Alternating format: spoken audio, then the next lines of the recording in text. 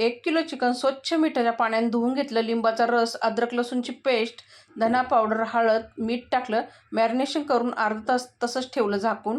तोपर्यंत इकडं मसाला तयार करून घेतला. तव्यावरती तेल टाकून खोबरं भाजून घेतलं चांगलं. उभा चिरून घेतलेला कांदा गुलाबी रंगावर भाजून घेतला. नंतर त्याच्यामध्ये कोथिंबीर टाकली. भाजलेलं खोबरं टाकलं. मिक्स करून थंड करून घेतलं आणि मिक्सरला फिरवून घेतलं वाटण चांगलं बारीक. नंतर कढईमध्ये तेल गरम करून खडे मसाले, बारीक चिरून घेतलेला कांदा, बारीक चिरून घेतलेला टमाटर सॉफ्ट होईपर्यंत परतून घेतला. नंतर मॅरिनेशन केलेलं चिकन अर्धा किलो याच्यात टाकून घेतले. अर्धा किलो आपल्याला सुक्कं बनवायचं आहे.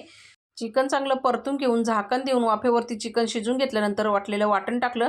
परतून घेतलं चांगलं. नंतर त्यामध्ये घरगुती मसाला, लाल काश्मीरी मिरची पावडर, धना पावडर, गरम मसाला, हळद आणि चिकन मसाला टाकला आणि तेल शेपट होईपर्यंत परतून घेतलं चांगलं.